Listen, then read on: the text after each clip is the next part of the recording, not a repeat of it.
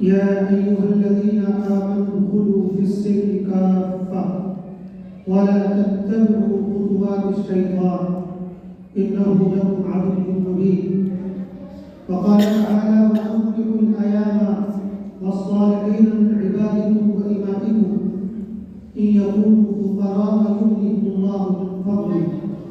وقال النبي صلى الله عليه وسلم: إن من أعظم النكاح بركة أيسره أمة، أو كما قال صلى الله عليه وسلم.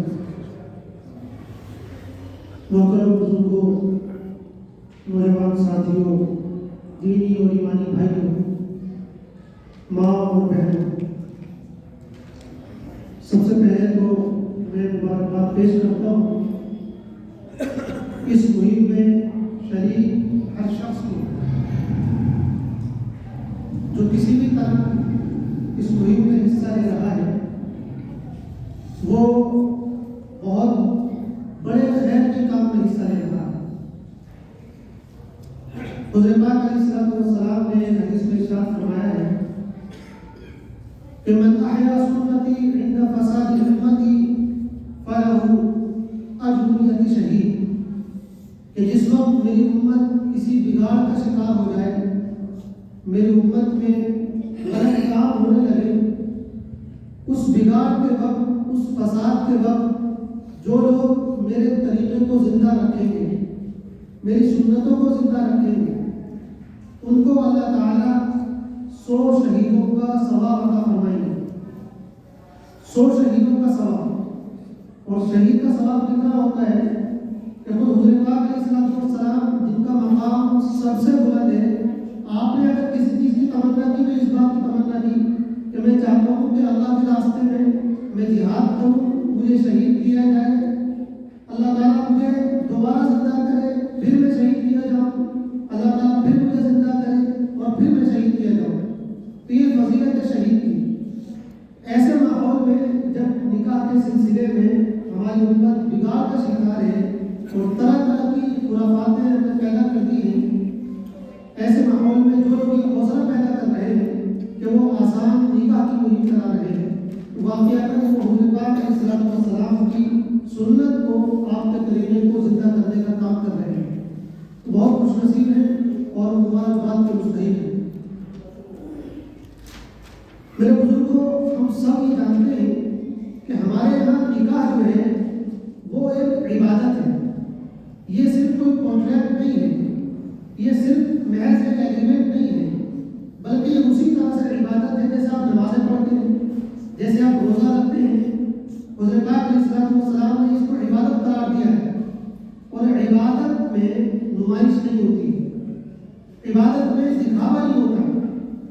اگر عبادت میں نمائش ہونے لگے، عبادت میں دکھاوا ہونے لگے، تو پھر سمجھ لیجیے کہ آپ کی عبادت آپ کے منہ پہ دے کے مار دی جائے گی. اس کا کوئی احترام نہیں اللہ کی نظر میں. بدقسمتی سے ہم نے نکاحوں کو، شادیوں کو نمائش کا ذریعہ بنا دیا اور ہم شادی کے ذریعے اپنا اسٹیٹس طے کرواتے ہیں. جس کی شادی جتنی زیادہ مہنگی ہے، جو شادی میں جتنی زیادہ محبت کر رہا ہے، گویا کہ سماج میں اس کا اسٹیٹس اتنا ہی اونچا مانا جا رہا ہے. لیکن اللہ کی نظر میں ہمارا اسٹیٹس کیا ہے؟ اللہ کے رسول صلی اللہ علیہ وسلم کی نظر میں ہمارا اسٹیٹس کیا ہے؟ اس کی ہمیں کوئی پرواہ نہیں. تو پہلی چیز تو یہ کہ عبادت سمجھ کر نکاح کیجیے. جب تک ہم نکاح کو عبادت نہیں سمجھیں گے اور نکاح کے سلسلے میں صحیح تصور ہمارا پیدا نہیں ہوگا، تو اس طرح کی خرافات سے بچنا ہمارے لیے بڑا مشکل ہوگا. دوسری چیز یہ ہے کہ جب کوئی رسم جڑ پکڑ لیتی ہے سماج کے اندر، تو اس رسم کو ختم کرنا، اس میں کمی کرنا یا اس کو جڑ سے اکھاڑ دینا بہت مشکل ہوتا ہے. تو ہو سکتا ہے کہ ہم یہ محنت شروع کر رہے ہیں اور کچھ دنوں میں ہمیں اس کا رزلٹ نظر نہ آئے تو ہم ہمت توڑنے لگیں. ہو سکتا ہے کہ ہمارے حوصلے ٹوٹنے لگے. ہم سوچیں کہ ہم نے تو 10 سال محنت کر لی، ہم تو اتنے سالوں سے محنت کر رہے اور رزلٹ جو ہے وہ ہمارے حساب سے نظر نہیں آ رہا. تو یاد رکھنے کی بات یہ ہے کہ رسمیں جب جڑ پکڑ جاتی ہیں تو ان کو ختم کرنے کے لیے، ان کو سماج سے اکھاڑ پھینکنے کے لیے ایک لمبا ٹائم چاہیے ہوتا ہے. اور اس میں جو بنیادی چیز ہے جس کی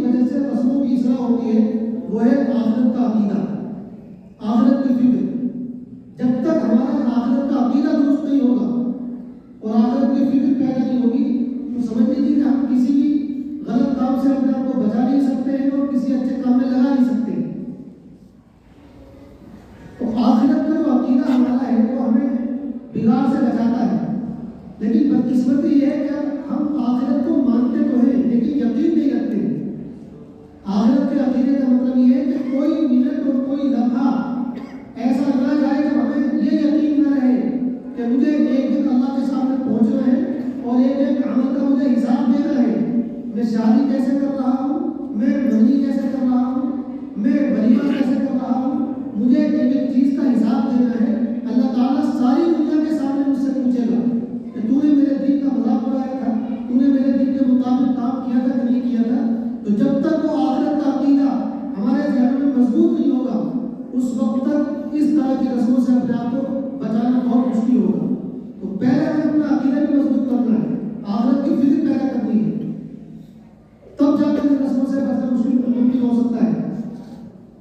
मैं आपको अपने भी वाक़या बताऊं क्योंकि मैं इन चीज़ों से बहुत जूझा हूँ और सिर्फ इसी वजह से शादियों के महंगा होने की वजह से, जहेज के बड़ी बड़ी डिमांडें पूरी ना करने की वजह से मेरी बहन का 2 जगह से रिश्ता खत्म हुआ है। ये बातें बताने के लिए होती है लेकिन आपको इसलिए बता रहा हूँ ताकि आपको हौसला मिले। जब मेरा रिश्ता हुआ, अल्लाह का शुक्र है जिस मदद से मैंने तालीम हासिल की उसी वक्त में 13-14 साल की उम्र नहीं होगी, तो तभी से हमारा ये ज़हन बन गया था कि हमें निकाह इंशाअल्लाह साझा करना है।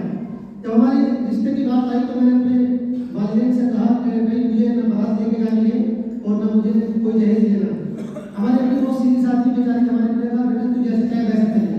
लेकिन अब्बू चूँकि समाज में रहते हैं और बड़ा भाई भी था, उसकी भी शादी साथ हो रही थी, तो अब्बू ने और बड़े भाई ने मना कर दिया कि भाई ये मुमकिन नहीं है, हम समाज को क्या मुँह दिखाएंगे। लेकिन मैंने कहा अगर निकाह होगा तो सादा होगा, अगर निकाह होगा तो सादा होगा, वरना मैं भी निकाह ही नहीं करूँगा। घर वालों से अब्बू से इस मामले में थोड़ी बहस भी हुई, भाई से बहस हुई काफ़ी। अब्बू ने ये तक कहा कि बेटा अगर तू शादी सादा कर लेगा तो फिर आगे तेरी बहनों के रिश्तों में बहुत परेशानी आएगी। लेकिन उस वक्त मुझे इस बात का अंदाज़ा नहीं था, लेकिन मुझे बाद में अंदाज़ा हुआ, बल्कि मैंने झेला इस चीज़ को बर्दाश्त किया कि मेरे शादी करने के बाद मेरी बहनों के रिश्ते में बहुत रुकावट आया। 4 साल मुझे लगे रिश्ता तलाश करने में, 2 जगह रिश्ता हुआ लेकिन इस वजह से खत्म कर दिया गया कि किसी ने बता दिया कि ये जो है दहेज देते नहीं और शायद ज़्यादा देंगे नहीं। हालांकि हम मजबूरी की हालत में इस बात पर तैयार थे कि हम अपनी बहनों को जो चल रहा है अपनी हैसियत के मुताबिक को देंगे। लेकिन हमारे यहाँ गाड़ियों की डिमांड रहती है, 4 पहिया गाड़ी चाहिए तो शादी होगी, ये हमारे यहाँ बाकायदा भीख मांगी जाती है इस तरीके से। 12 उसके बाद ससुराल की तरफ से प्रेशर बनाया गया कि हम अपनी बेटी को बगैर दहेज के रुखसत नहीं करेंगे। और प्रेशर बनाने की वजह ये थी कि मेरे भाई की भी शादी साथ में हो रही थी, भाई सब कुछ कर रहा था। मैंने समझाया भाई को, लेकिन मेरा भाई नहीं माना, आप किसी में थोप तो नहीं सकते। तो मैंने कहा भाई जैसे मैं करूँ वैसे शादी तुम भी करो। उसने कहा भाई मैं नहीं छोड़ सकता।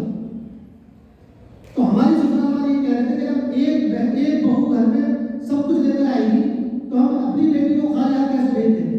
मैंने कहा इस शर्त पर अगर शादी करनी है कि एक चवन्नी तक घर में नहीं आएगी तो आप अपनी बेटी को मेरे घर भेज सकते हैं, वरना फिर मैं निकाह नहीं करूँगा। तो इतनी मजबूती के साथ मुझे डरना पड़ा, इतनी मजबूती के साथ। और अल्हम्दुलिल्लाह फिर अल्लाह ताला ने ऐसा किया जैसा हमने जाना किया। तो अगर हम एक बात और आपके साथ अर्ज करता हूँ, जिस दिन हमारे भाई का रिश्ता चढ़ा, रिश्ते भी चढ़ते हैं ना, तो हमारे भाई के लिए बड़ा सब सामान लाया गया, उसको अच्छा खासा कैश दिया गया और पता नहीं क्या सब उल्लम जो होते सब लाए गए। तो उस दिन जब मेहमान चले गए रिश्ता चढ़ाने के बाद, तो हमारे मामू खालू फूफा और बहुत सारे अजीज सब बैठे हुए थे। इसी में पॉइंट पर आपकी तवज्जो मरकूज कराना चाहता हूँ कि ये हौसला पैदा कब होता है। तो सब लोग बैठे हुए थे 20 लोग घर के रिश्तेदार सब, तो हमसे ये कहने लगे कि भाई फरीद ये बताओ कि जब वो लोग तुमको खुद खुशबू से दे रहे हैं, अपनी मर्जी से दे रहे हैं, तो तुम्हें लेने में क्या परेशानी है। मैंने कहा ये बताओ अगर मैं दहेज दूँ तो मुझे कितना दहेज मिलेगा। 7-8 लाख का तो दहेज मिल सकता ना मुझे। मैंने उन लोगों से पूछा भाई मुझे 6-7 लाख का तो दहेज मिल सकता है। कहने लगा हाँ मिल सकता है। मैंने कहा अगर मैं 6-7 लाख रुपए छोड़ रहा हूँ और मैं 6-7 लाख रुपए लाभ मांग रहा हूँ, तो इसका मतलब ये है कि मुझे उससे कोई बड़ी चीज मिल रही है जिसको तुम लोग नहीं समझ सकते हो। तो मैंने कहा वो बड़ी चीज मुझे क़यामत में मिलेगी, अल्लाह ताला देगा इंशाअल्लाह अपने हाथों से। तो ये आखिरत की फिक्र अगर पैदा नहीं होगी, आखिरत का तसव्वुर पैदा नहीं होगा और अल्लाह की मोहब्बत उसके रसूल की मोहब्बत पैदा नहीं होगी, तो हमारे लिए आसान निकाह करना और इस मुहिम को आगे बढ़ाना मुश्किल होगा।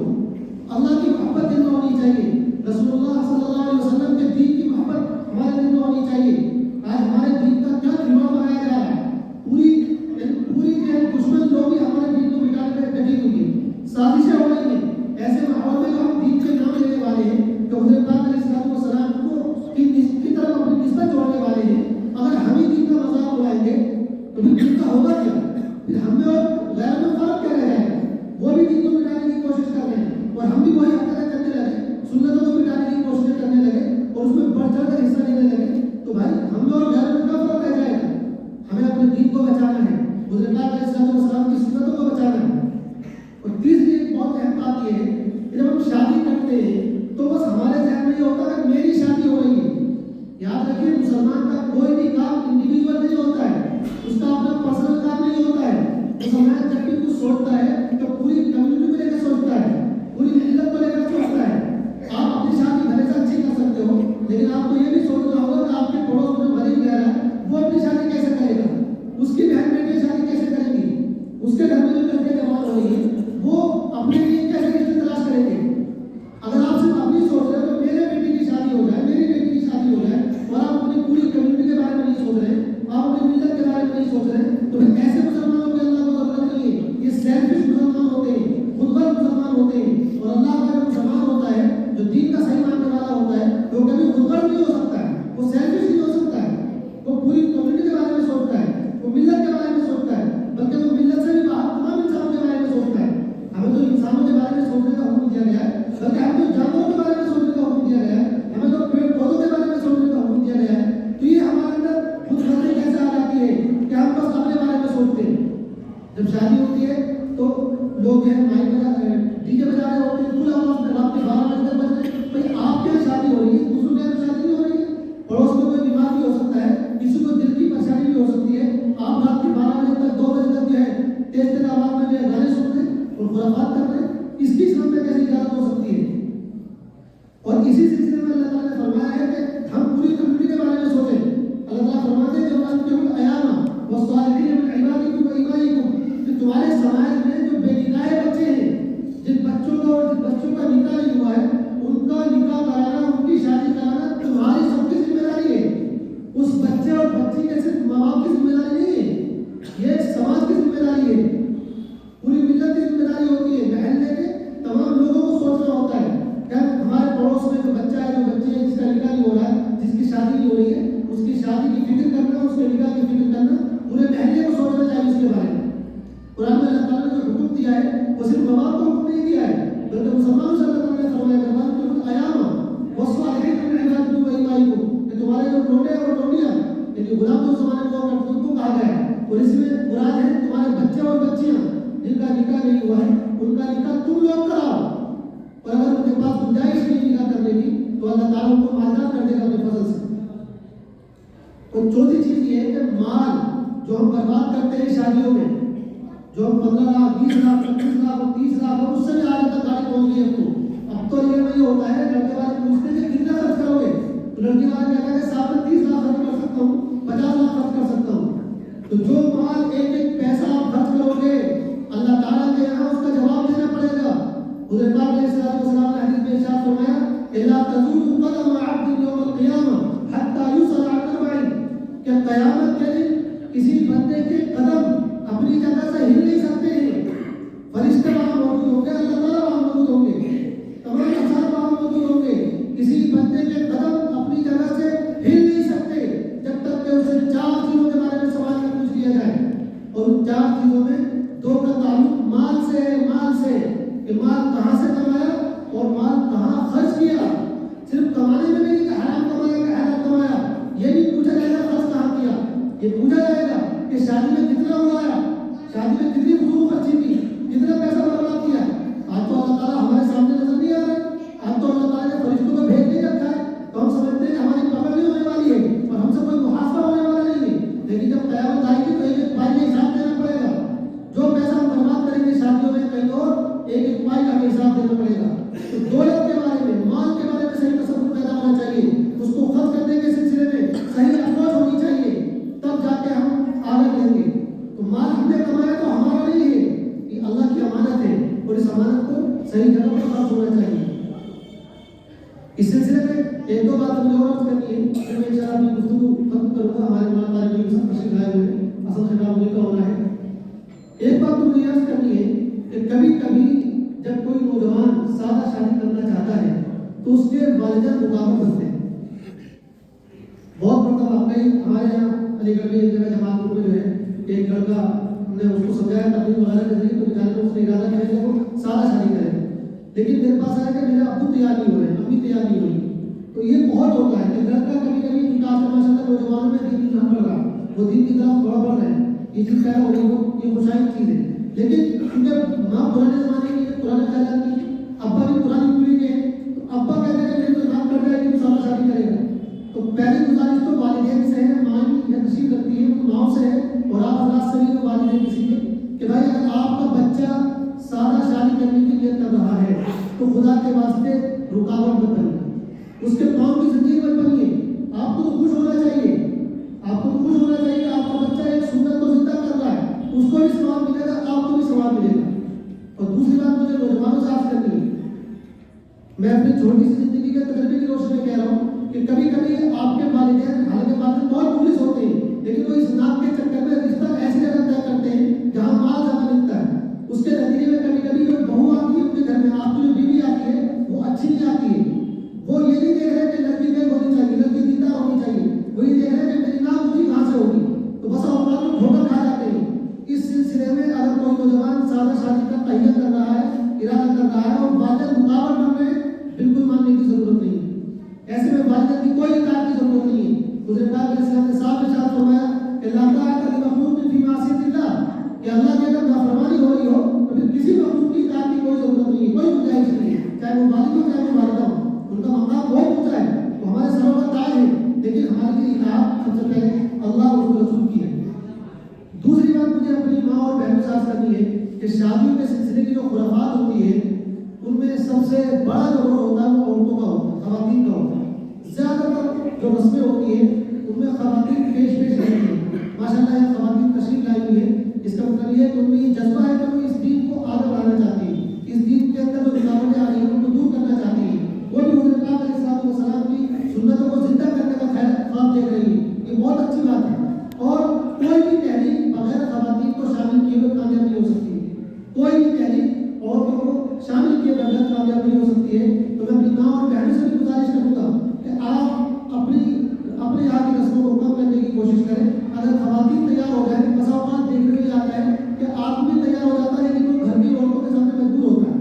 گھر کی عورتیں بہت جو ہے پریشر بناتی ہیں, فورس کرتی ہیں. تو خواتین اگر تیار ہو جائیں اور خواتین ارادہ کر لیں تو انشاءاللہ یہ کام بہت آسان ہو سکتا ہے.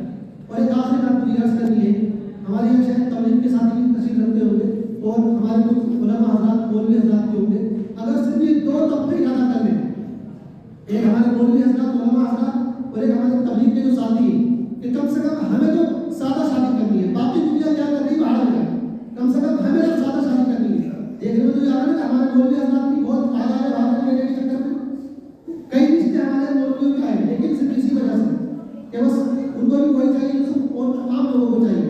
تو جو علماء حضرات ہیں, جو مولوی حضرات ہیں اور جو ہمارے جماعت کے ساتھی ہیں, اگر وہ یہ ارادہ کر لیں کہ ہمیں سادہ شادی کرنی ہے تو انشاءاللہ 20-25% تو خود بخود ہی معاملہ ختم ہو جائے گا. لڑکے کم سے کم ضرور ارادہ کریں. لڑکی کے آگے باپ مجبور ہوتا ہے, لڑکی کے آگے کبھی کبھی مجبوری ایسی ہو جاتی ہے جو سماج نے جگہ رکھا ہے, تو ہم پہلا اسٹیپ یہ طے کریں کہ کم سے کم میں اپنے بیٹے کے لیے جہیز نہیں دوں گا, اپنی بہن اپنی شادی میں جہیز نہیں دوں گا. اگر بہن بیٹی کے لیے دینا پڑ رہا ہے مجبوری والا بات ہے, لیکن میں اپنی شادی میں نکاح نہیں کروں گا. یہ پہلا اسٹیپ ہے کہ لڑکے اس کے لیے تیار ہو جائیں, اور جب آپ اس کے لیے خود تیار ہو جائیں گے تو انشاءاللہ آگے وہ پتہ بھی آئے گا کہ ہماری یہ شادیاں سادہ ہونے لگیں گی. بہرحال میں مبارکباد پیش کرتا ہوں خاص طور سے اپنے عزیز مولانا یوسف صاحب کو اور حاجی ضرور صاحب کو اور اس تحریک کے شامل تمام لوگوں کو, آپ تمام حضرات کو, خواتین کو, ماں اور بہنوں کو, کہ آپ یہ بہت ہی بڑا کام انجام دے رہے ہیں. حضرت پاک علیہ السلام کی سنتوں کو زندہ کرنے کا کام انجام دے رہے ہیں. بہت مبارکباد کے مستحق ہیں. دعا کریں کہ اللہ تعالیٰ ہم سب کو اس تحریک کا حصہ بنائیں اور اس تحریک کو ہمارے لیے آسان بنائیں. لیکن جیسے میں نے عرض کیا, اس میں کچھ وقت لگ سکتا ہے, تو مایوس ہونے کی ضرورت نہیں ہے, حوصلہ ہارنے کی ضرورت نہیں ہے. ایسے جو نوجوان سادہ شادی کریں ان کے نکاحوں کو, ان کی شادی کو خوب پروموٹ کریں, خوب اس کو عام کریں,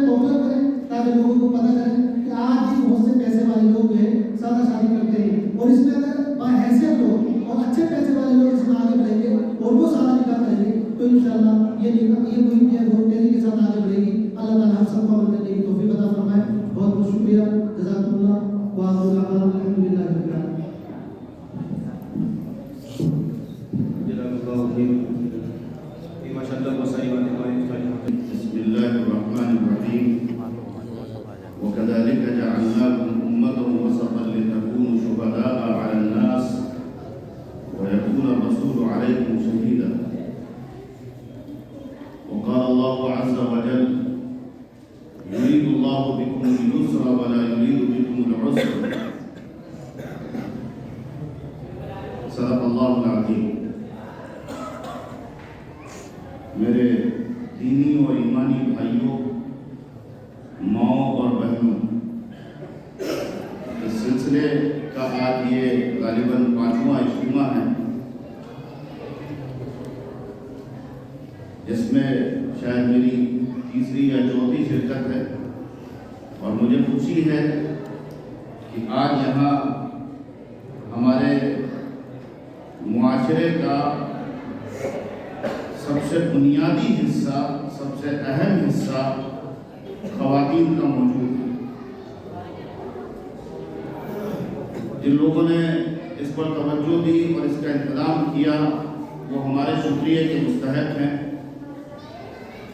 بلکہ میں تو کہتا ہوں کہ ہماری مسجدوں کا کوئی بھی پروگرام، ہماری مسجدوں کا کوئی بھی اجتماع، ہمارے جمعے کا خطاب اور ہماری عیدین کا خطاب خواتین کے بغیر نہیں ہونا چاہیے. اگر آپ ایک بیٹی کو جاہل رکھتے ہیں تو گویا آپ پوری نسل کو جاہل رکھنے کا فیصلہ کرتے ہیں، اور اگر آپ ایک بیٹی کو دیندار بناتے ہیں، تعلیم یافتہ بناتے ہیں، اسے دین کا شعور اور دین کا فہم دینے کی کوشش کرتے ہیں، تو گویا آپ آنے والی نسل کے بارے میں سوچ رہے ہوتے ہیں. آسان نکاح کی یہ مہم، افسوس یہ ہے کہ اس چیز کو آسان بنانے کے لیے چلائی جا رہی ہے جس کو رسول اللہ صلی اللہ علیہ وسلم نے آسان بنایا ہی تھا. آپ نے اپنے نکاح کیے، اپنی بیٹیوں کے نکاح کیے، خواتین جنت کی سردار اپنی لخت جگر حضرت فاطمہ الزہرا کا نکاح کیا، حضرات صحابہ کرام نے اپنے نکاح کیے، اور ایسے ایسے صحابہ نے اپنے نکاح کیے جو ملینائر تھے آج کی ٹرمنالوجی میں. لیکن سب نے جو معیار طے کیا وہ معیار ایسا تھا کہ نکاح ایک عبادت ہے، نکاح ایک ضرورت ہے، نکاح دین کا ایک حکم ہے. اور دین کے بارے میں اللہ تبارک و تعالی نے جو فلسفہ قرآن مجید میں بیان کیا ہے، دین کی جو بنیادی فلسفی ہے قرآن مجید کے مطابق، وہ آسان رکھی گئی ہے.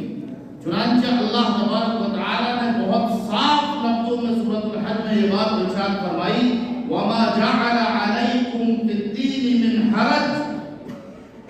دین میں تمہارے لیے کوئی تنگی کسی قسم کی رکھی ہی نہیں گئی. اور فرمایا کہ اللہ تمہارے لیے آسانیاں پیدا کرنا چاہتا ہے، اللہ تم پر تنگیاں نہیں ڈالنا چاہتا ہے. یرید اللہ بکم اليسر ولا یرید بکم العسر. اور فرمایا لا یکلف اللہ نفسا الا وسعها. کوئی جاندار ایسا نہیں ہے، کوئی انسان ایسا نہیں ہے جس پر اللہ تبارک و تعالی نے کسی ایسی چیز کی ذمہ داری ڈالی ہو جو وہ کر نہ سکتا ہو، جس کے کرنے کی اس کے اندر ایبلٹی نہ ہو، کیپبلٹی نہ ہو، کیپیسٹی نہ ہو، جس کے کرنے کی اس کے اندر صلاحیت نہ ہو، استطاعت نہ ہو. کوئی ایسا کام، کسی ایسے کام کا اللہ نے حکم ہی نہیں کیا. اور فرمایا اللہ تبارک و تعالی نے کہ اللہ تبارک و تعالی نے تم کو امت وسط بنایا ہے. بہت سے مفسرین نے امت وسط کا مطلب یہ بیان کیا کہ امت عدل بنایا ہے. اسی عدل سے ہے اعتدال، یعنی تم کو جو طریقہ دیا گیا، تم کو جو شریعت دی گئی، تم کو جو دین دیا گیا، تم کو جو مزاج دیا گیا، تم کو جو روح دی گئی، اس کا اصل وسطیت ہے، اعتدال ہے، میانہ روی ہے، درمیانی بات ہے. گویا اس امت کو اس کا مقام بھی یاد دلایا گیا اور اس کا کام بھی یاد دلایا گیا.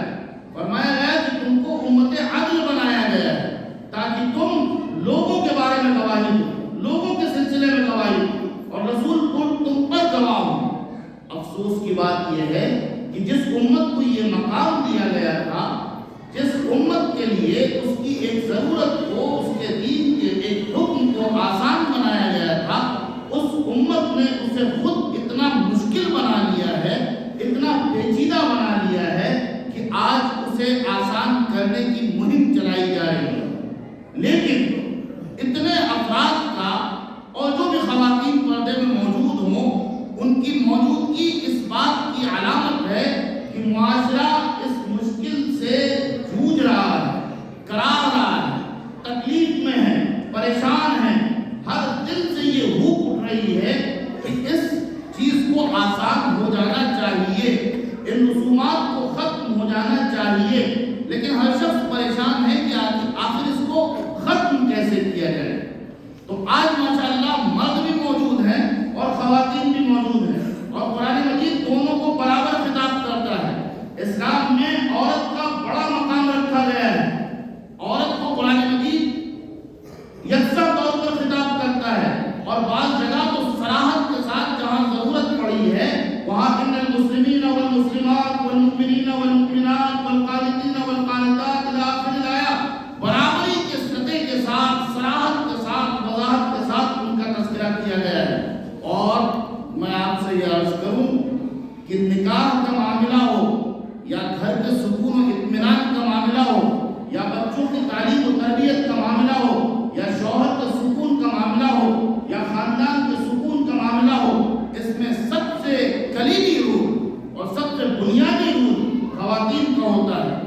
یوں ہی نہیں، ماں کا درجہ جب بیان کیا رسول اکرم صلی اللہ علیہ وسلم نے تو بار بار ماں کا درجہ اونچا بیان کیا، اور آخر میں باپ کا درجہ بیان کیا۔ خاتون کو اللہ تبارک و تعالیٰ نے رسول اکرم صلی اللہ علیہ وسلم کی بعثت کے ذریعے جو مقام و مرتبہ عطا کیا ہے وہ کچھ اس طرح ہے کہ اگر وہ ماں ہے تو اس کی اولادوں کے لیے جنت ہے، اگر وہ بیوی ہے تو شوہر کی جنت و جہنم کا فیصلہ اس کے ہاتھ میں ہے، اگر وہ بہن ہے تو بھائی کی دست راست ہے، بھائی کا بازو ہے، اگر وہ بیٹی ہے تو رسول پاک علیہ السلام کی بشارتیں بیٹیوں کے سلسلے میں موجود ہیں۔ کہیں آپ نے 2 بیٹیوں کی تعلیم و تربیت اور شادی کے سلسلے میں بشارت دی، کہیں 3 بیٹیوں کے سلسلے میں دی، اور یہاں تک فرمایا کہ جس کے جو 2 بیٹیاں ہوں اور وہ ان کی اچھی تعلیم و تربیت کرے اور پھر ان کا نکاح کر دے تو وہ اور میں قیامت کے دن اس طرح ہوں گے، کہا گئی۔ تو عورت کو یہ مقام اللہ نے عطا فرمایا ہے۔ آج ہمارے یہاں آسان نکاح کی مہم کامیاب نہیں ہو رہی ہے، یا نکاح آسان نہیں ہو پا رہے ہیں، اس کی بنیادی وجہ مرد سے زیادہ عورت۔ اس کی وجہ یہ ہے کہ رشتے دیکھنے کا کام عام طور سے عورتیں شروع کرتی ہیں، اور شادی کی خرافات جو شروع ہوتی ہے وہ رشتوں کے دیکھنے سے ہی شروع ہو جاتی ہے۔ شادی کی خرافات جو شروع ہوتی ہے وہ رشتوں کے دیکھنے سے شروع ہو جاتی ہے۔ عام طور پر دینی مزاج نہیں ہوتا ہے، دینی فکر نہیں ہوتی ہے۔ ابھی آپ نے سنا کہ جب رشتے دیکھے جاتے ہیں تو عام طور سے یہ تصور میں نہیں ہوتا ہے کہ دیندار ہے کہ نہیں، ایمان اس کا درست ہے کہ نہیں، نماز پڑھتا ہے یا نہیں، ان چیزوں سے کوئی مطلب نہیں ہوتا ہے۔ دیکھا عام طور سے یہ جاتا ہے کہ ناک کہاں سے اونچی ہوگی یا مال کہاں سے زیادہ ملے گا۔ لڑکی والے بھی یہی دیکھتے ہیں اور لڑکے والے بھی یہی دیکھتے ہیں، دونوں کا یکساں مزاج ہوتا ہے۔ میں نے پچھلی گفتگو میں کہا تھا کہ جہیز کے خلاف تو سب پریشان ہیں، بارات کے خلاف تو سب پریشان ہیں، لیکن کسی بیٹی والے کی ہمت نہیں ہے کہ جو علی جیسا داماد ڈھونڈے جس کے پاس کچھ نہ ہو۔ تو خواتین خرافات کی شروعات وہیں سے کر دیتی ہیں جہاں سے وہ رشتے دیکھنا شروع کرتی ہیں۔ اگر بیٹے کا رشتہ دیکھنا ہے تو ان کو دنیا کی ہر بیٹی خراب نظر آتی ہے، صرف جسے وہ اپنی بہو بنانا چاہتی ہیں اس کو محلے محلے گھر گھر اتنی جگہ جاتی ہیں، اتنی جگہ ناشتہ کرتی ہیں کہ اللہ کی پناہ، اور ہر جگہ کمیاں بیان کر کے آتی ہیں۔ آپ اللہ سے ڈریے، اللہ گرفت فرما سکتا ہے۔ جب کسی ماں کے سامنے اس کی لفظ جگر کی آپ برائی بیان کر رہی ہوتی ہیں، اس کے نتائج بیان کر رہی ہوتی ہیں، اس کو ٹھکرا کے اٹھ رہی ہوتی ہیں، تو اس ماں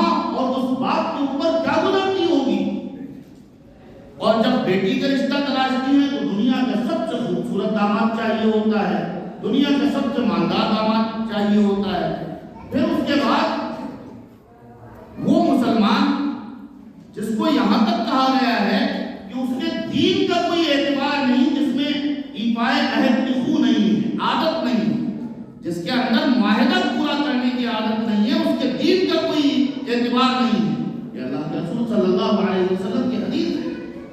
تو زبان سے کام نہیں چلتا ہے، بکریاں بیچی جاتی ہیں، بکرے خریدے جاتے ہیں، لفافے دیے جاتے ہیں، پیسوں کا تبادلہ ہوتا ہے۔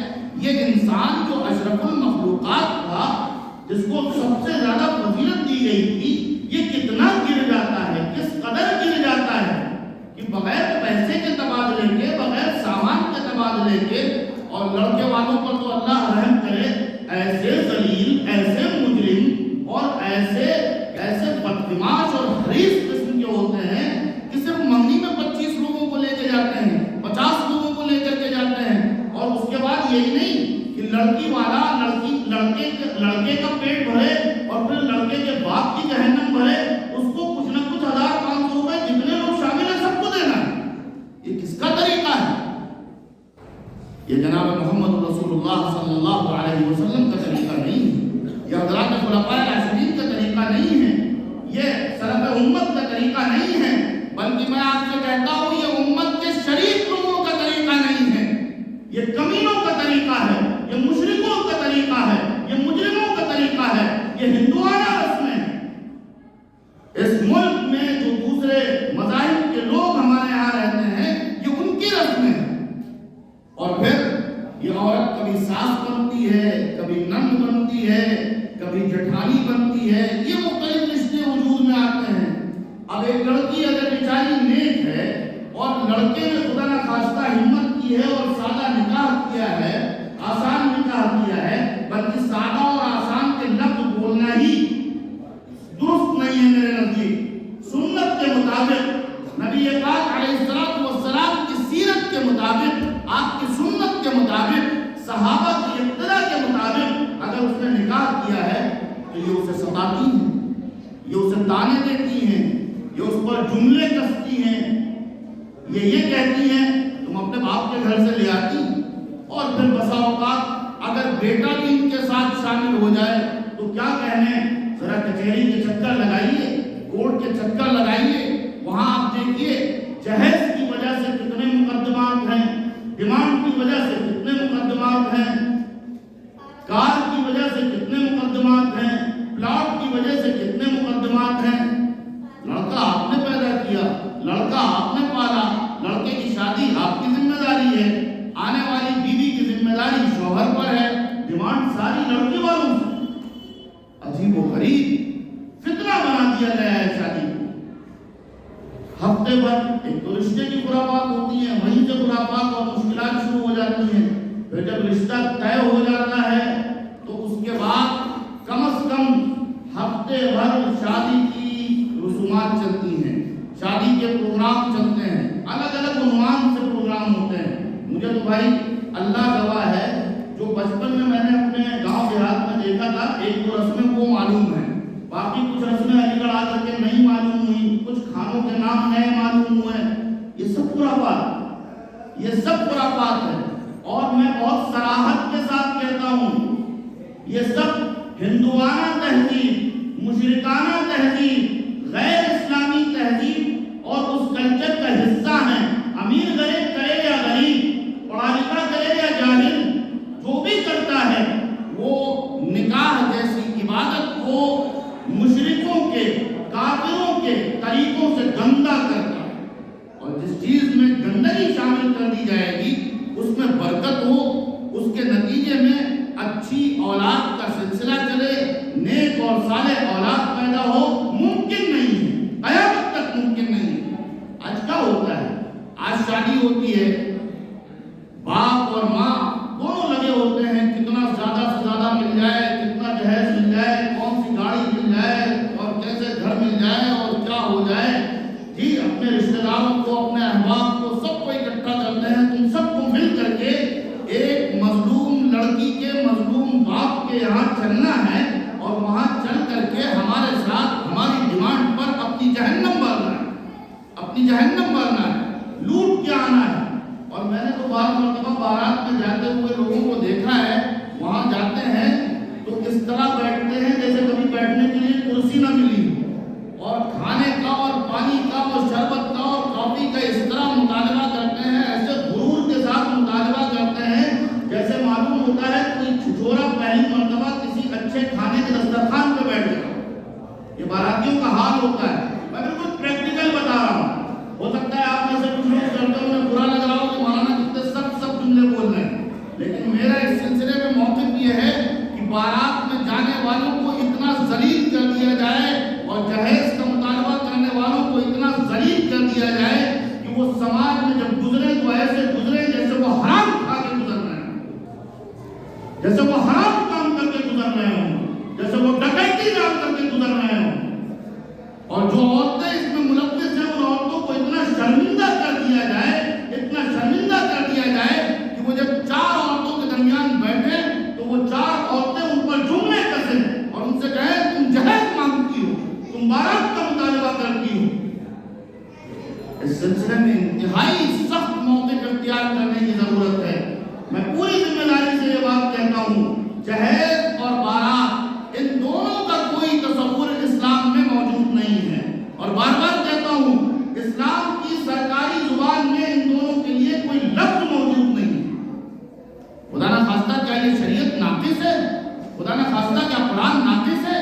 خدا نہ خواستہ کیا اللہ کے رسول صلی اللہ علیہ وسلم نے دین ہم تک ناقص پہنچایا ہے؟ خدا نہ خواستہ کیا حضرات صحابہ نے ناقص دین ہم تک پہنچایا ہے؟ ہرگز نہیں، ہرگز نہیں۔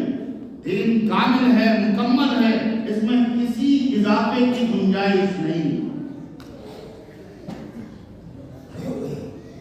نکاح کے سلسلے میں بہت آسان سی بات یہ ہے کہ ہر آدمی یہ طے کر لے کہ ہمیں دین نے جو آسانی کا مزاج رکھا ہے اس آسانی کے مطابق نکاح کرنا ہے، نکاح کو آسان بنانا ہے، تو پھر بہت آسان ہے، مسئلہ بہت آسان ہے۔ رشتہ طے کیجئے اور اس میں دیکھیے، ہمارے یہاں سب کچھ ہوتا ہے، ساری رسمیں ادا کی جاتی ہیں، لیکن اگر کوئی لڑکا یہ کہے کہ میں لڑکی دیکھ کر کے شادی کرنا چاہتا ہوں، میں لڑکی سے بات کر کے شادی کرنا چاہتا ہوں تاکہ ہماری آئندہ زندگی میں ہماری کوئی آزمائش نہ ہو، اسلام نے اس کی اجازت دی ہے، رسول اللہ صلی اللہ علیہ وسلم نے اس کی اجازت دی ہے، حضرات صحابہ کا عمل موجود ہے، ساری خرافاتیں ہو جائیں گی، ساری ہندوانہ رسمیں ادا کر لی جائیں گی، لیکن اگر یہ کہہ دیا جائے کیسا بے شرم لڑکا ہے،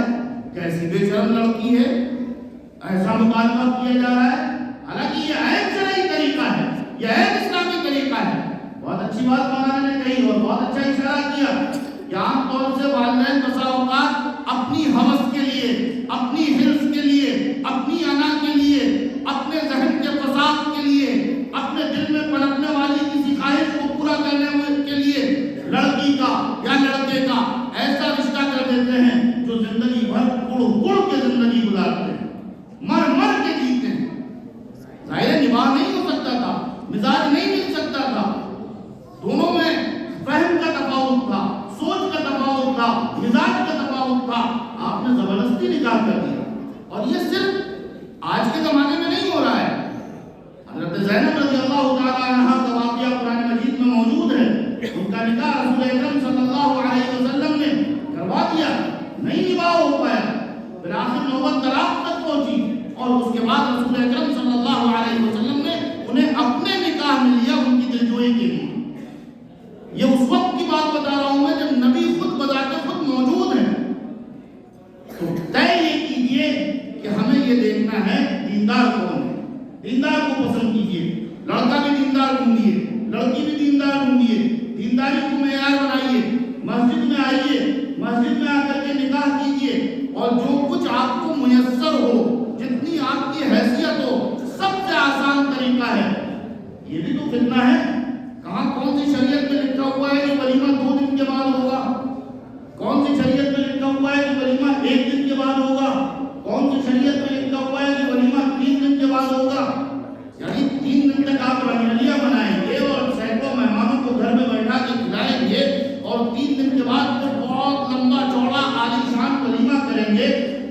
زندگی میں کبھی بھی ملاقات نہیں ہوئی تھی اس کو بھی بلا کے لائیں گے، کیونکہ آپ کو افرادی قوت دکھانی ہے. میرے پیچھے اتنے لوگ ہیں، میری اتنی حیثیت ہے، میں شہر کا اتنا بڑا آدمی ہوں، میں نے ولیمے میں اتنے آئٹم اکٹھا کیے، میں نے اتنے لوگوں کو دعوت دی. آپ کو تو یہ دکھانا ہے. ورنہ سب سے بہتر طریقہ کیا ہے؟ مسجد میں نکاح کیجیے، وہیں لڑکے والے کی طرف سے ولیمہ ہو جائے، وہیں ناشتہ ہو جائے، وہیں کھانا ہو جائے. ایک سے ایک مثالیں موجود ہیں بڑے سے بڑے پڑھے لکھوں کی. ایسے لوگوں کی مثالیں آپ کو میں دے رہا ہوں جن کو میں براہ راست نہیں جانتا ہوں، لیکن ان کے نکاح کی تفصیلات آتی رہتی ہیں. یہیں 150 کلومیٹر دور دہلی میں مسجد ارشاد اسلام میں ایسے ایسے نکاح ہوتے ہیں. معلوم ہوا لڑکا انجینئر ہے، MBBS ڈاکٹر ہے، لڑکی بھی ویل کوالیفائڈ ہے، باپ بھی ویل سیٹلڈ ہے، بڑے عزت دار لوگ، بڑے ویل کلچرڈ لوگ، بڑے مہذب لوگ. اور وہ مسجد میں آئے، وہیں بیٹھ کر کے لڑکی والوں اور لڑکے والوں نے نکاح کیا. تھوڑی سی نکاح کے سلسلے میں گفتگو ہوئی، شوہر کے اور بیوی کے حقوق بتائے گئے، اور اس کے بعد وہیں نکاح ہوا اور وہیں لڑکے کی طرف سے پیکٹ تقسیم کر دیے گئے، وہی ولیمہ ہو گئے. اب ظاہر ہے کہ شادی کا موقع ہے، کوئی میت کا موقع نہیں ہے، خوشی بھی ہوتی ہے. ایسی خوشی کے موقع پر سگی پھوپھی بھی موجود ہوں گی، نانی بھی موجود ہوں گی، سگی خالائیں بھی ہوں گی، چچا بھی ہوں گے. یہ جو بلڈ ریلیشنز ہیں، سگے رشتہ دار ہیں، یہ گھر میں موجود ہوں گے. لڑکی کی رخصتی کا موقع ہوگا یا لڑکے کی بیوی کی آمد کا موقع ہوگا، اس موقع پر یہ سگے رشتہ دار موجود ہوں گے. آپ ایک وقت ذرا اچھا کھانا پکائیے، اپنی حیثیت کے مطابق پکائیے، اپنے گھر میں کھا لیجیے. ہو گیا، نکاح بھی ہو گیا، ولیمہ بھی ہو گیا. نکاح ایک عبادت ہے، عبادت میں منصب نہیں چل سکتا ہے. نکاح ایک ضرورت ہے. ضرورت کو آپ مشکل بنا دیں گے تو پھر گمراہیاں عام ہو جائیں گی، بدکاریاں عام ہو جائیں گی. آئے دن ڈیٹا آتا رہتا ہے، آئے دن اس طرح کے واقعات رونما ہوتے رہتے ہیں، آئے دن لوگ اپنی پریشانیاں بیان کرتے رہتے ہیں، آئے دن لوگ اپنے قرضوں کی داستانیں سناتے رہتے ہیں، آئے دن لوگ اپنی پیڑا سناتے ہیں، دکھی ہوتے ہیں. کہتے ہیں صاحب 3 سال پہلے لڑکی کی شادی کی تھی، آج تک قرضہ نہیں ادا کر پایا. اس سلسلے میں پھر کہتا ہوں سب سے بڑا کردار عورتوں کا ہے. عورتیں اپنے شوہر کو جہنمی بنانے میں بڑا کردار ادا کرتی ہیں. عورتیں کہتی ہیں پڑوس میں آج اے سی لگا ہے، ہمارے گھر میں بھی اے سی ہونا چاہیے. مرد کو اتنا ٹیس کرتی ہیں کہ وہ سوچتا ہے چلو کہیں سے بھی 30-35 ہزار روپے چوری کر کے لائے جائیں، حرام کما کے لائے جائیں، رشوت میں لائے جائیں، لیکن اے سی لگوانا ہے. حالانکہ عورت کا کردار یہ ہونا چاہیے وہ عائشہ کی باندھی ہے، وہ خدیجہ کی باندھی ہے، وہ فاطمہ کی باندھی ہے. امہات المؤمنین اور بنات طاہرات کا اتباع کرتے ہوئے اس کا کردار یہ ہونا چاہیے کہ اگر اس کا بچہ ایک کھجور بھی ایسا اٹھانے جو مشکوک ہو تو اپنے بچے کے حلق میں انگلی ڈال کر کے اس کی الٹی کرا دینا چاہیے کہ میرے بچے کے پیٹ میں حرام نہیں جائے. اگر اسے شوہر کے بارے میں یہ معلوم ہے کہ شوہر کی تنخواہ 20,000 روپے ہے، اس کی آمدنی 25,000 روپے ہے، تو جس مہینے شوہر 2-4-5 ہزار کا سامان فالتو لائے اسے گریبان پکڑنا چاہیے، سوال کرنا چاہیے. بتاؤ کہیں سے بھیک مانگ کے تو نہیں لائے ہو، بتاؤ کہیں سے چوری کر کے نہیں لائے ہو، بتاؤ تم کیسے لائے ہو. اور سن لو ہمارا یہ فیصلہ ہے، ہم بھوکے رہ لیں گے لیکن ہم تمہیں جہنم میں جاتا نہیں دیکھ سکتے. بیوی کا کام ہے، ماں کا کام ہے، بہن کا کام ہے وہ اپنے شوہر سے، وہ اپنے بیٹے سے اور وہ اپنے بھائی سے یہ کہے کہ ہم جہنم میں تمہیں نہیں جانے دیں گے، ہم بھوکے رہ لیں گے، ہم پیٹ میں پتھر باندھ لیں گے. ہم ان صحابیات کا اتباع کرتے ہیں جو اپنے بیٹوں کو میدان جنگ میں قربان کر کے بھی یہ کہا کرتی تھی کہ اگر محمد سلامت ہے تو ہمارا کچھ بھی بگڑا نہیں، سب کچھ سلامت ہے. آپ کا کردار یہ ہونا چاہیے، نہ کہ آپ کا کردار یہ ہوتا ہے وہ فلاں پھپھو کو بھی بلا لیجیے اور وہ بمبئی والی کو بھی بلا لیجیے اور وہ کلکتے والی جو ہماری دوست ہے ان کو بھی بلا لیجیے. اور دیکھیے انہوں نے اپنی لڑکی کی شادی میں مہندی لگانے والی بمبئی سے بلائی تھی، اس نے 25,000 تو لیے تھے، 25,000 آپ بھی دے دیجیے. ارے ظالموں، مہندی اپنے ہاتھ سے لگا لو اگر مہندی ضروری ہے. 25,000 روپے میں تم اپنے کسی رشتہ دار کا پیٹ بھر دو، کسی غریب کے بچے کو اسکول بھیج دو، کسی یتیم کے سر پہ ہاتھ رکھ دو،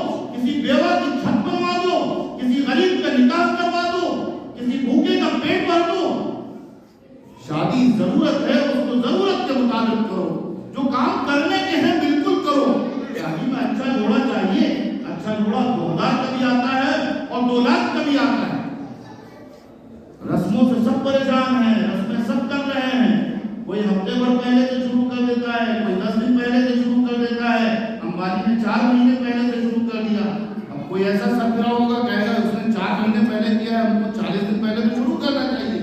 لیکن ان رسموں میں گھر کر کے معاشرہ تباہ ہو رہا ہے، سماج تباہ ہو رہا ہے، گھر تباہ ہو رہے ہیں. باپ کے اوپر جو بوجھ ہوتا ہے وہ بس باپ ہی جانتا ہے. دن بھر کس طرح سے وہ پسینہ بہاتا ہے، جس محنت سے وہ پائی جوڑتا ہے اور اپنے بچوں کے نکاح کی فکر کرتا ہے، وہ بس باپ کا ہی دل اور اس کا ہی جگر ہوتا ہے.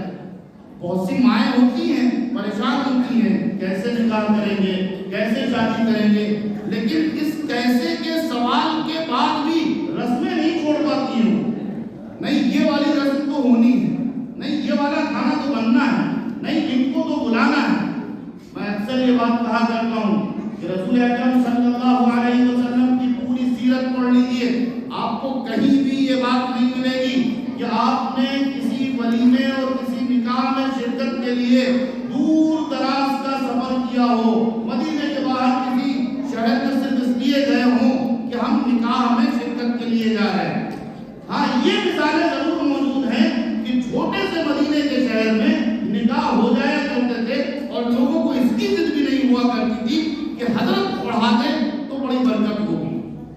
نکاح ہو جاتے تھے، ولیمے ہو جاتے تھے، بعد میں حضرت نبی کریم صلی اللہ علیہ وسلم کو پتہ چلتا تھا کہ صاحب نکاح ہو گیا تو آپ اس پر نکیر نہیں فرمایا کرتے تھے، شکوہ نہیں کیا کرتے تھے تم نے ہم کو کیوں نہیں بلایا، تم نے ہم کو کیوں نہیں پوچھا.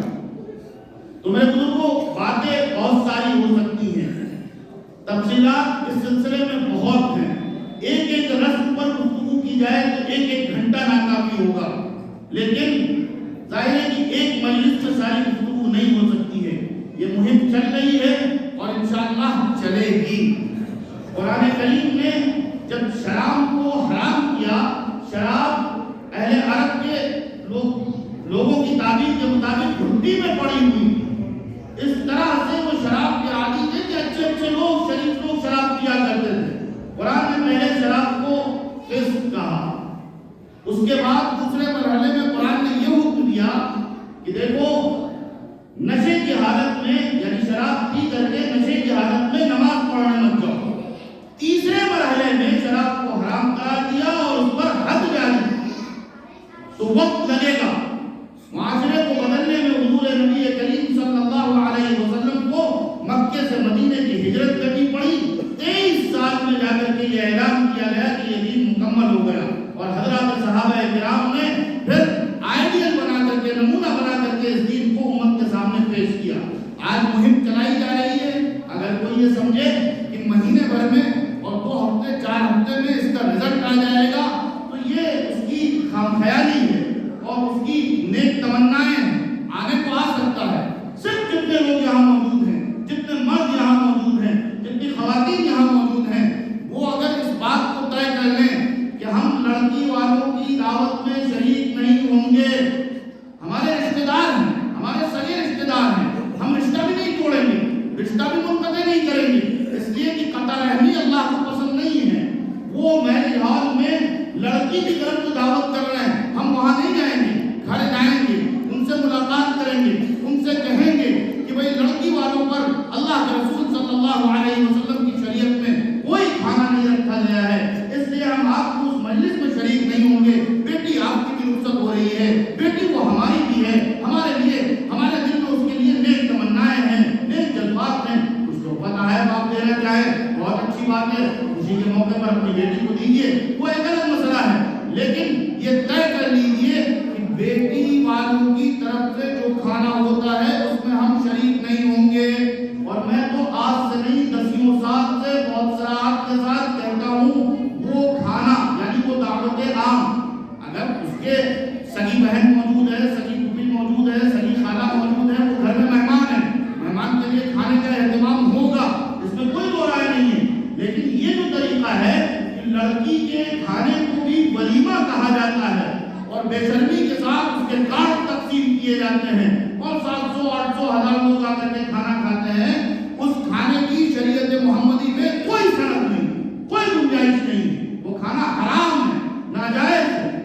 اس مجمع میں بیٹھے لوگ اگر یہ طے کر لیں کہ ہم صرف بنفس نفیس یہ طے کرتے ہیں کہ ذاتی طور پر آج سے لڑکی والوں کی دعوت میں شریک نہیں ہوں گے، یہ ایک ایسا انقلابی قدم ہوگا کہ 1 سال کے اندر انشاءاللہ العزیز 60 سے 70% علی گڑھ میں لڑکی والوں کی طرف سے دعوتیں بند ہو جائیں گی۔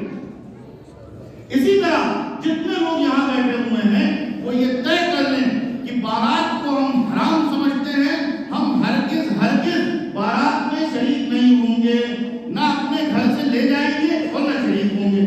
جب آپ شریک نہیں ہوں گے، دیکھیں آزمائشیں آتی ہیں، ابھی مولانا نے آپ کو بتایا کہ آزمائش کیسی ہوئی، لیکن ان آزمائشوں میں جو کھڑا اتر جائے، جو ڈٹ جائے، وہی سرخرو ہوتا ہے۔ اللہ تبارک و تعالیٰ نے اس لیے تو قرآن مجید میں حکم دیا ہے کہ اللہ کی وحدانیت کو قائم کر لو، پھر اس پر ڈٹ جاؤ، پھر اس پر جم جاؤ۔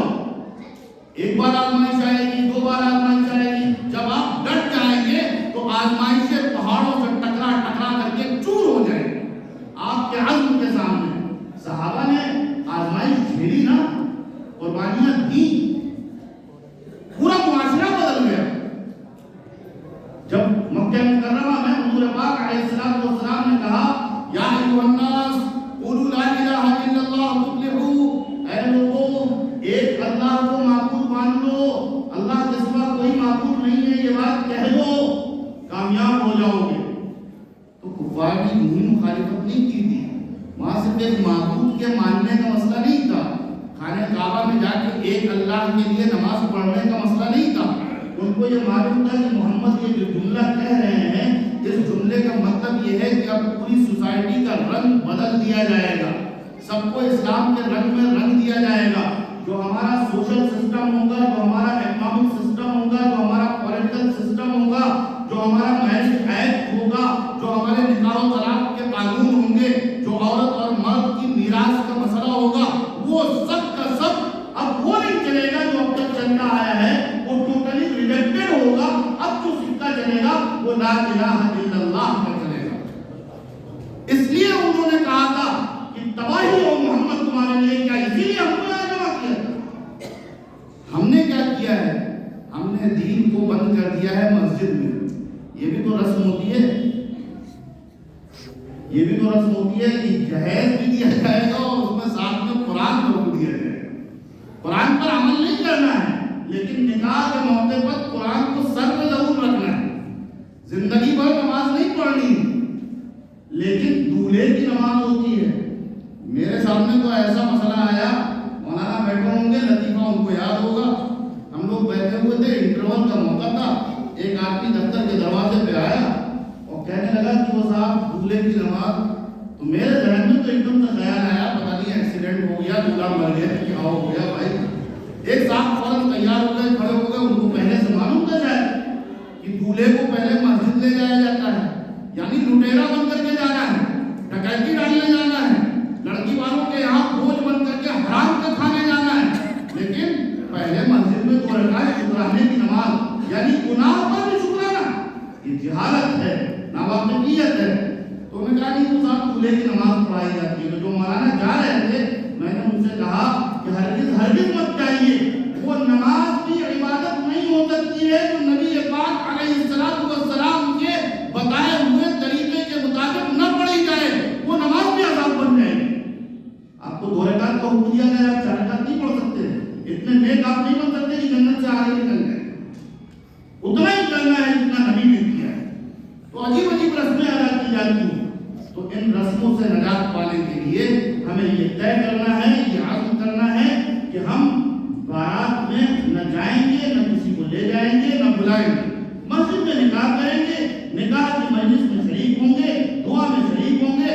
اور اتنا اگر میں واقعی کہہ رہا ہوں، آپ کھڑے ہو کر کے عزم کا اظہار کیجئے اور ہماری خواتین پردے کے پیچھے سے اپنے عزم کا اظہار کریں کہ اب تک جو غلطیاں ہوئیں وہ ہوئیں، لیکن آئندہ انشاءاللہ العزیز ہمارے گھر کی جو بھی شادی ہوگی وہ علی اور فاطمہ کے طریقے کے مطابق ہوگی، وہ محمد اور خدیجہ کے طریقے کے مطابق ہوگی، وہ حسن اور حسین کے طریقے کے مطابق ہوگی، وہ ابو بکر و عمر کے طریقے کے مطابق ہوگی، وہ عثمان و علی کے طریقے کے مطابق ہوگی۔ اگر آپ جو لوگ یہاں موجود ہیں ان میں سے 2-4-10 لوگ مل کر کے یہ طے کر لیں کہ ہمیں پریکٹیکل آئیڈیل پیش کرنا ہے، جیسے میں نے پیش کیا ہے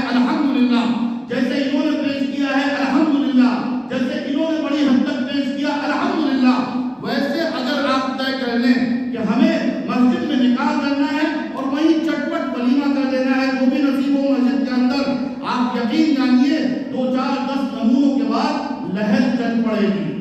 नबी की तहरीक जो कामयाब हुई वो अमली नमूनों की बुनियाद पर कामयाब हुई। सहाबा जिधर गए लोगों ने कहा सच बोलने वाले आ गए, अमानतदार आ गए, हराम से बचने वाले आ गए, नजरों की हिफाजत करने वाले आ गए, पर्दा करने वाले आ गए, मदद करने वाले आ गए, दूसरों का बोझ उठाने वाले आ गए। नतीजा ये हुआ कि जिधर वो गए उधर ईमान की बहाली चल गई। आप भी ये तय कर लें, जो वालिदैन हो वो तय कर ले, और जो नौजवान हो वो तय कर ले, और खड़े होकर के अपने अज़ाइम का इज़हार करें। यकीन मानिए आसान निकाह की मुहिम खत्म हो जाएगी, हवा चल पड़ेगी, बल्कि आंधियां चल पड़ेगी।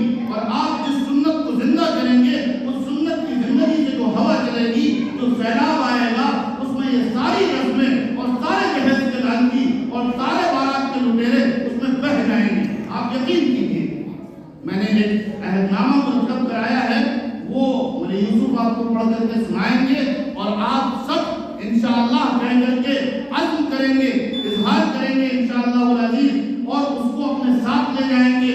और आइंदा इंशाअल्लाह रमज़ान के बाद जब इस सिलसिले की मुहिम का दोबारा आगाज़ किया जाएगा, तो मुझे उम्मीद है कि यहाँ जितने लोग मौजूद हैं उनमें से हर फर्द अपने साथ अपने 2, 3, 4, 5 रिश्तेदारों को जरूर लेके आएगा, और जो औरत भी मौजूद है वो अपने साथ महल्ले की 2, 4, 5 खवातीन को जरूर लेकर के आएगी।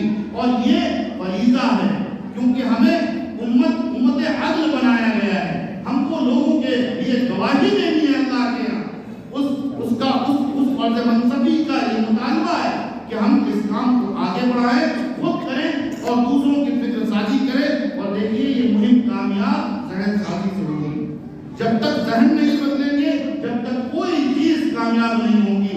इस मस्जिद में, इस अल्लाह के घर में जितने लोगों को ये बातें अच्छी लगी हों वो अपने अज़्म पर खड़े होकर के इज़हार करें, और इस मुआहिदे के साथ इंशाअल्लाह कहें, इंशाअल्लाह अज़ीज़ ये मुहिम कामयाब होगी, समारावर होगी, इसके अच्छे नताइज मतलब होंगे। अल्लाह तआला आप सबके अज़ाइम में बरकत अता फरमाए, और आपको मुसम्मम अता फरमाए, और आपको सिद्दीक़ का हौसला नसीब फरमाए, और आपको उमर फारूक रज़ियल्लाहु तआला अन्हु जैसा अज़्म हौसला नसीब फरमाए कि आप सारे समाज के सामने और सारी सोशल टेररिज्म के सामने, समाजी दहशतगर्दियों के सामने, रिश्तेदारों की दहशतगर्दियों के सामने और मुतालबा करने वाले लालचियों के सामने आप डट जाएं, और आप उमर की तरह कहें अल्लाहु अकबर, अल्लाह सबसे बड़ा है, उसका हुक्म सबसे बड़ा है, उसके नबी की शरीयत सबसे बड़ी है, बस उसी शरीयत के मुताबिक शादी होगी, वरना शादी नहीं होगी। इंशाअल्लाह अज़ीज़ जब ये अज़्म होगा तो ये रस्में क्या, ऐसी हजारों रस्में इस्लाम ने अपने जूतों से रौंद दी हैं। आपको भी मुबारक करे अल्लाह कि आप रस्मों और खुराफातों को रौंदने वाले और नबी की सुन्नतों को जिंदा करने वाले बन जाएं। अल्लाह हम सबको अमल की तौफीक अता फरमाए। वाहिर दअवाना अल्हम्दुलिल्लाहि रब्बिल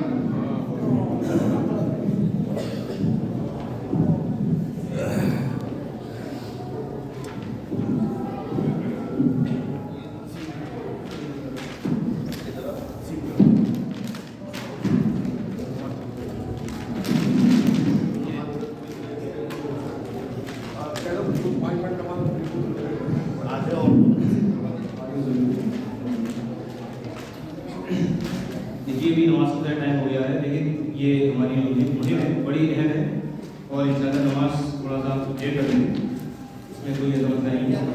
मसाइल ये है कि जो बातें हमारे सामने आई हैं उसमें जो हमारे मौलाना ने किया है,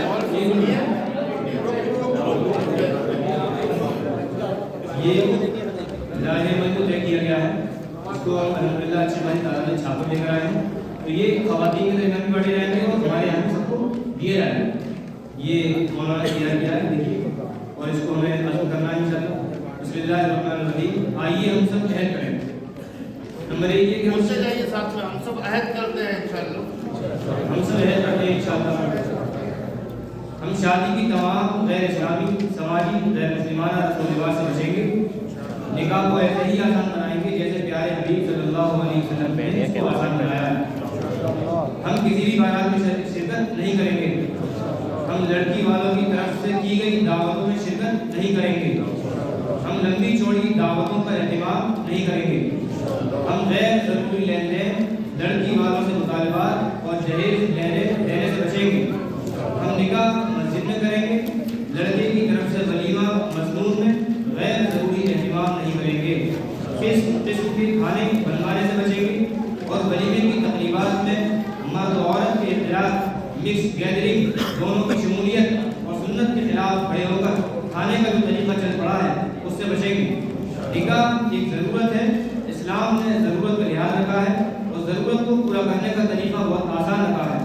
سماج نے غیر اسلامی رسم و رواج کی وجہ سے نکاح کو بہت مشکل بنا دیا ہے، جس کی وجہ سے بدکاری عام ہو رہی ہے۔